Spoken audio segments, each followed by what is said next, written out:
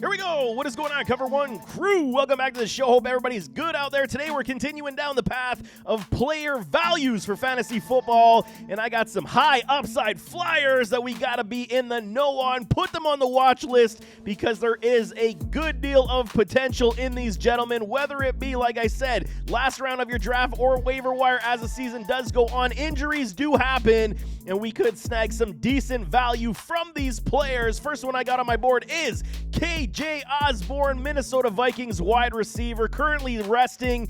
Wide receiver 66, overall 157. So his value is currently hovering around that, wide receiver 4 in this offense. He's going to be behind JJ, rookie Jordan Addison, and then a TJ Hawkinson. You got to believe this offense is going to be predicated more so around the pass game because they released Dalvin Cook. Yes, I understand Madison is taking over, but you got to know they want to be a little bit more dynamic. This could be the last kick in the can for Kirk Cousins and this current offense as we know it. See what they can do. Hopefully make a long playoff run, but KJ Osborne should have a decent role, not a great role, but he should have a decent role in this offense, man. He's been very consistent, man. He's picking up steam over the last 2 years. Very consistent numbers, and you gotta love it, man. 50 receptions, 655, and 7 touchdowns, and 60 for 650 again, and 5 touchdowns year over year, respectively. So KJ Osborne is a decent matchup player right now, even as we sit today. Yes, is his target share gonna go down because of a guy like Addison? Highly likely, but matchup play is here, and if anybody goes down with an injury, I'm telling y'all, KJ Osborne could have something to do, man. Also, with JJ and Addison pulling coverage, you know that he's going to be great in wide receiver 4 sets. We could see some matchup appeal here as well. It's got matchup written all over him. Yes, he's again likely the 4th option behind all those wide receivers, JJ, Addison, and Hawkinson, but he has games that he will have a bigger role, man. There could be some sneaky red zone upside here as well. His career statistics, 172 targets, 110 receptions, 1305, and 12 touchdowns. He is a capable wide receiver in this offense and should be treated as such. Yes, he's going to have stinkers where he doesn't even see any targets likely as long as everybody's healthy, but the fact that JJ, Addison, and Hawk are going to be pulling coverage, I got to love every ounce of this.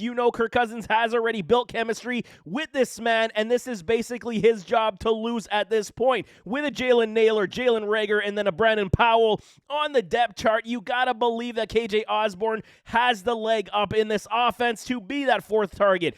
3 wide receiver sets, KJ Osborne is going to be your guy. So you got to love the potential matchup possibilities here for a KJ Osborne. You got to understand matchup play when it comes to who's the defensive back that KJ Osborne is going to go against week in, week out. There is high-end potential here to have very good contests, but it's going to be hit and miss. So we got to break it down as the in-season does come on for start sit because Osborne should not be a forgotten man. He could rest on your bench and without any thought process whatsoever because he could return decent value for certain contests. He's not going to be the top-end guy that you're looking for, but we always require someone at bye-week troubles, etc., etc. KJ Osborne is definitely one of these players you got to keep on your radar. Next one I got is Sam Howell, my guy, quarterback, Washington Commanders, the Commies. And I've been pumping up a little Sam Howell. I get it. The job is still not his yet. Once he does get the job, then we can actually sing the good graces. But I'm already hedging my bets, believing that Sam Howell's going to win this starting role here in Washington. He's got a good arm, man. He can make all the throws. No kidding about that. The deep ball is nice.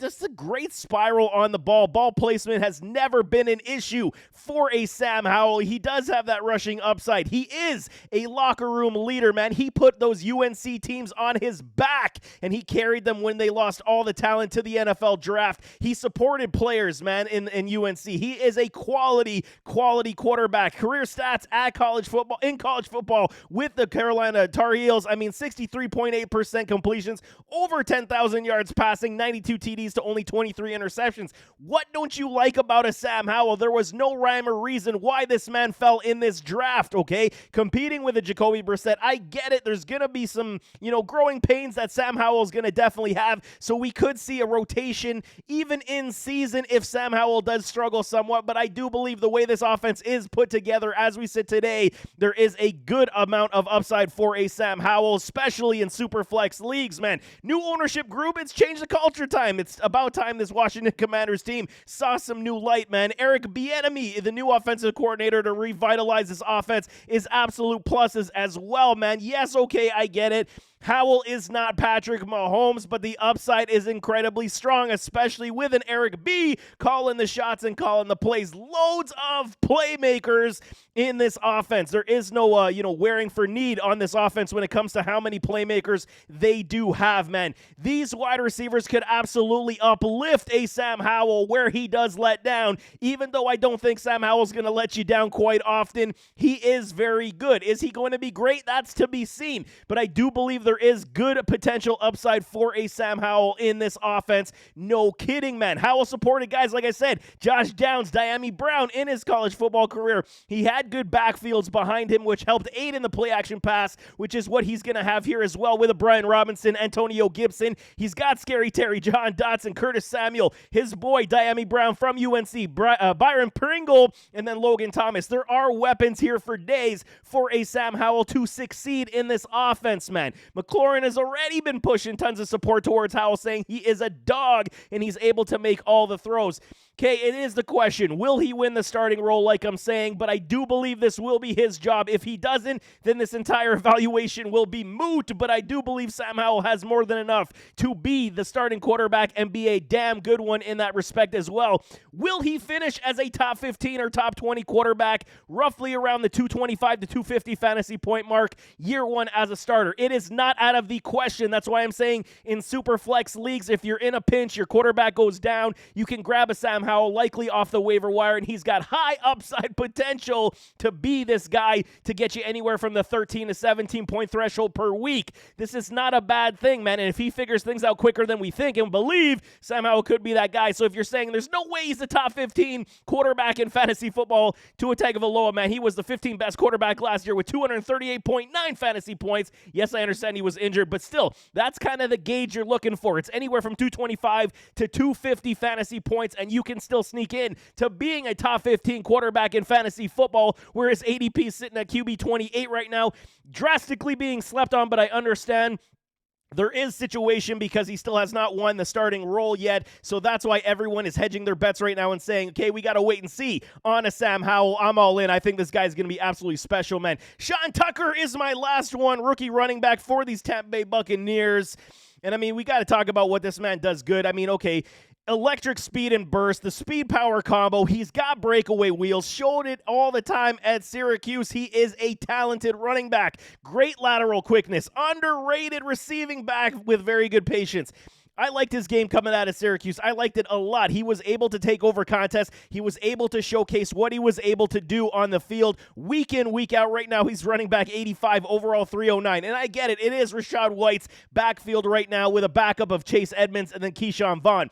But, Sean Tucker could easily gain himself some steam and earn a role on this offense without question. He did drop out of the NFL draft due to that heart issue. He was like a third and fourth round prospect, but that heart issue made him fall out of the NFL draft, where he did become an undrafted rookie free agent signee with these Tampa Bay Buccaneers. Tucker, the good news has been he's been cleared of that heart issue here in camp, and he's ready to go, man. Complementary skills with what White could be in this backfield could be extremely strong. We know what a Chase Edmonds is. He deals with injuries a lot. I don't foresee Edmonds playing and being valuable the entire season, so the door could definitely be open. Keyshawn Vaughn, we've already seen typically what this man is going to be. Yes, no Tom Brady, but they still got Mike Evans. They still got Chris Godwin, so there will be an opportunity for these running backs to at least carry some volume to aid in helping either a Baker Mayfield or Kyle Trask on the field. It should be very good, man. Could this be a run-heavy offense without a Tom Brady? I think it could be. I think we could see a lot more runs, which means the open opportunity, like I'm saying, is here for a Sean Tucker, man. He is a better pass catcher than most believe. He is not a liability whatsoever whatsoever. And I think once he does, get on the field and showcase that, he will be very difficult, Sean Tucker, to take off the field. No kidding, man. With Chase Edmonds, Keyshawn Vaughn ahead on the depth, what is Tucker's role going to be? So he's got to earn it. This is the biggest part of rookies, man. So for dynasty purposes especially, taxi squad stash is where I'm going with potential waiver wire upside next season, or this season, excuse me. High value upside flyer for a Sean Tucker is here, especially if someone like Rachaad White does go down, who is, projected to be the guy who's going to handle majority of the touches in this offense. Tucker has to make this team first for this evaluation to work as well, but I do believe if he is released as well, 100% he's going to latch onto another club who is struggling for running back depth, and I think Sean Tucker, once given the opportunity, will be able to showcase his talents in what he's able to do on the field, man. Career football statistics in college football, almost 600 attempts for 3182 in yards and 27 touchdowns. This man was a beast at Syracuse.